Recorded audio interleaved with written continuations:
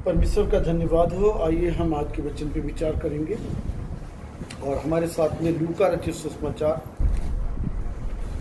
उसका 19 अध्याय निकालेंगे। 11 वचन से लेकर के 27 वचन तक हम विचार करेंगे। यहाँ पे 10 मोहरों का दृष्टांत दिया गया है। जब वे ये बातें सुन रहे थे तो उसने एक दृष्टांत कहा, इसलिए कि वो यरूशलेम के निकट था और वे समझते थे कि परमेश्वर का राज्य प्रकट होने वाला है। अतः उसने कहा, एक धनी मनुष्य दूर देश को चला ताकि राजपद पाकर लौट आए।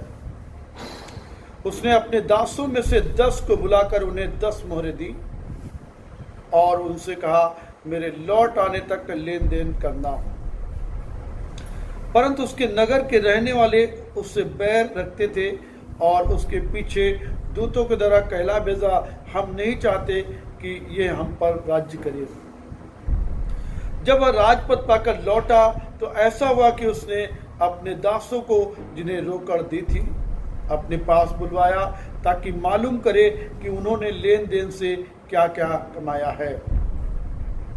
तब पहले ने आकर कहा, हे स्वामी, तेरी मोहर से 10 और मोहरें कमाई हैं। उसने उससे कहा, धन्य हे उत्तम दास, तू बहुत ही थोड़े में विश्वास योग्य निकला है, अब 10 नगरों पर अधिकार रख। दूसरे ने आकर कहा, हे स्वामी, तेरी मोहर से 5 और मोहरें कमाई हैं।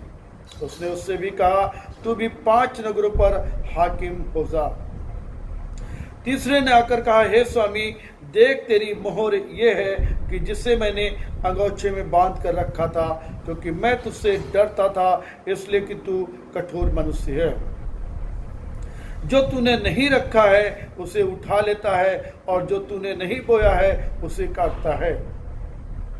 उसने उससे कहा, हे दुष्ट दास, मैं तेरे ही मुंह से तुझे दोषी ठहराता हूँ। तू मुझे जानता था कि मैं कठोर मनुष्य हूँ।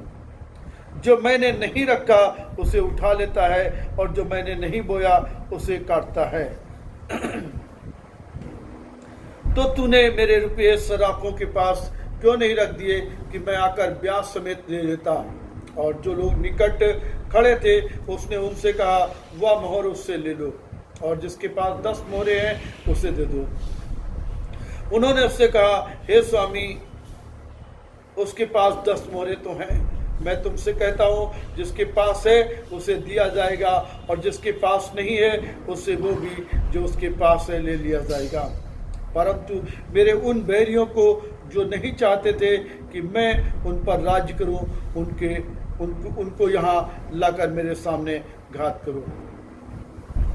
तो यहाँ पे हम पढ़ते हैं कि ये जो सेवक लोग हैं, इनको स्वामी क्या करता है, कुछ जिम्मेदारियां दे करके जाता है, कुछ मोहर दे करके जाता है, कुछ तोड़ा दे करके जाता है, कुछ रकम दे करके जाता है और कहता है कि मेरे आने तक क्या करना है, आपको लेन देन करना है।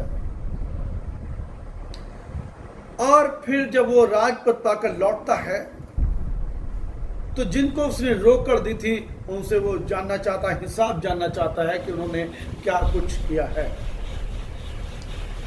और पहले ने बताया कि देख स्वामी, जो तूने मुझे मोहर दी थी उससे 10 मोहर मैंने और कमा लिया है। और स्वामी कहता है कि हे धन्य और उत्तम दास, तू थोड़े में विश्वास योग्य निकला है, इसलिए मैं क्या करता हूं, तुझे 10 नगरों पे अधिकार देता हूं। हालेलुया। जो जिम्मेदारी दी गई है, अगर कोई विश्वास योग्य निकलता है, थोड़ा सा आपको वानगी दे करके वो जानना चाहता आप ईमानदार हैं, आप वफादार हैं, आप सही से काम करते हैं या नहीं करते हैं। लेकिन ये जो नौकर है, ये जो दास है, इसने क्या किया, विश्वास योग्यता के साथ काम किया है।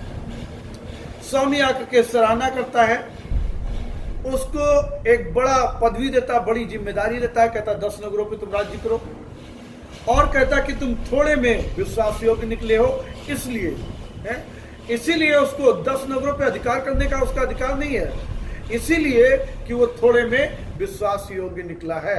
छोटी सी जिम्मेदारी अगर आपको दी गई है, अगर आप उसको विश्वास योग्यता के साथ नहीं करते हैं तो बड़ी जिम्मेदारी कभी भी परमेश्वर आपके हाथों में नहीं आने देंगे।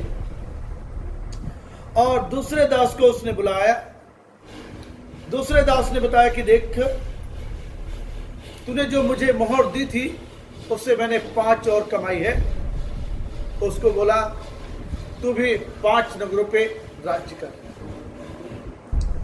क्योंकि जो जिम्मेदारी उठा रहा है उसको जिम्मेदारी परमेश्वर देता है। और फिर जो तीसरा मनुष्य है, तीसरा जो दास है, उसने क्या किया, तोड़ा लेकर के गाड़ दिया। और जब उसका स्वामी हिसाब लेता है तो कहता कि मैं जानता था कि तू कठोर मनुष्य है, इसलिए मैंने क्या किया, तेरा तोड़ा गाड़ दिया है। तो स्वामी बोलता है कि इसके पास से वो तोड़ा ले लो और इस आदमी के साथ क्या करना है, इसको घात करना है। घात करने का मतलब नष्ट करना है। और ये कहानी प्रभु यीशु मसीह जो स्वामी है, प्रभु यीशु मसीह को दर्शाती है। और जो उसके दास हैं वो उसके चुने हुए लोगों के बारे में बात करती है। परमेश्वर ने हमको और आपको जो चुना है, एक विशेष जिम्मेदारी सौंपी है, एक विशेष तोड़ा दिया है। यदि हम उसको विश्वास योग्यता के साथ उस तोड़े का इस्तेमाल नहीं करते हैं, उसको व्यवहार में नहीं लाते हैं, हम एक तो पहली बात है कि हम आगे नहीं बढ़ सकते हैं। आगे बढ़ना तो दूर की चीज है, हम दंड के काबिल हैं अगर उस बात को नहीं करते हैं। हमें इस बात को सीखना है, जानना है कि जो जिम्मेदारी परमेश्वर ने हमें सौंपी है, क्या हम उसको बाखूबी निभा रहे हैं। हमें लेखा किसी और को, इंसान को नहीं देना है, बल्कि स्वयं महान परमेश्वर को देना है। और हमें उनकी दृष्टि में अपने जीवन को ठीक रखना है और जो हमें दान वरदान दिए हैं उनको हमें इस्तेमाल करना है। यदि हम नहीं इस्तेमाल करते हैं, हम श्राप के योग्य हैं, दंड के योग्य हैं। क्योंकि लास्ट वाला जो स्वामी, लास्ट वाला जो दास है, उसको हम पढ़ते हैं कि उससे तोड़ा तो ले लिया गया, लेकिन उसको घात कर दिया गया। एक और यीशु मसीह उदाहरण देते हैं, क्या नाम, लूका 13 अध्याय में उसके 6 वचन से फल रहित अंजीर के पेड़ का दृष्टांत एक और देते हैं। कहते हैं कि फिर उसने ये दृष्टांत भी कहा, किसी की अंगूर की बारी में एक अंजीर का पेड़ लगा हुआ था और वह उसमें फल ढूंढने आया, परंतु फल ना पाया। 3 वर्ष से मैं इस अंजीर के पेड़ में फल ढूंढने आता हूं, परंतु नहीं पाता। इसे काट डाल के ये भूमि को भी क्यों रोके रहे। और उसने उसको उत्तर दिया, हे स्वामी, इसे इस वर्ष और रहने दे कि मैं इसके चारों ओर खोद कर खाद डालूं। यदि आगे को फले तो भला, नहीं तो उसे काट डालना। सबसे पहली बात है कि जब हम प्रभु यीशु मसीह के पास बुलाए गए हैं, हमारे परमेश्वर की इच्छा है कि हम फलवंत हों। लेकिन जब हम अपने दान वरदानों का इस्तेमाल नहीं करते हैं, जो समय उन्होंने दिया हम समय का सदुपयोग नहीं करते हैं, जो टैलेंट हमें दिए हैं उनका उपयोग नहीं करते हैं, हम इसका मतलब अपने जीवन में लापरवाही बरत रहे हैं। हम इस बात को भूल चुके हैं कि जो समय परमेश्वर ने दिया है उसका वो लेखा लेने वाला है। जो दान वरदान दिए हैं उसका वो लेखा लेने वाला है। जो जिम्मेदारियां दी हैं उसका हिसाब किताब वो लेने वाला है। यदि हम इसमें असक्षम पाए गए, हमारा सिर्फ एक ही हमारे साथ सुलूक होना है, वो ये होना है, नष्ट कर देना, बर्बाद कर देना। यहाँ पे पेड़ जो अंजीर का है यूं ही जगह घेरे हुए है, फल नहीं है। स्वामी फल ढूंढने आता, 3 साल से लगातार फल ढूंढ रहा है। स्वामी बड़ा धीरजवंत है, वो नहीं चाहता है, वो इंतजार कर रहा कि नहीं, ये अगर फल दे दे तो बेहतर है। जब फल नहीं दे रहा है तो वो कहता है इसको काट करके फेंक देना चाहिए। लेकिन एक बात फिर से दास निवेदन करता है, नहीं थोड़ा सा और मौका, एक बार और इसमें खाद पास डालते हैं, एक और इसको अपॉर्चुनिटी चाहिए। अगर ये फल नहीं लाया तो इसको काट करके नष्ट कर दिया जाएगा। मेरे प्रियो, पहली बात यह है कि हमारी जिंदगी क्या फलवंत है, जो हमें तोड़ा दिया गया है क्या हम उसका उपयोग कर रहे हैं? अगर नहीं कर रहे हैं तो ये दोनों दृष्टांत इस बात को बताते हैं कि हमारा नष्ट हो जाना और जलाया जाना ही है लास्ट में। यूहन्ना भी इस बात को कहता है, जो पेड़ अच्छा फल नहीं लाएगा वो काटा और आग में झोंका जाएगा। परमेश्वर का न्याय बहुत निकट है। प्रभु यीशु मसीह का आना बहुत नजदीक हो चुका है। सारी भविष्यवाणियां पूरी हो रही हैं।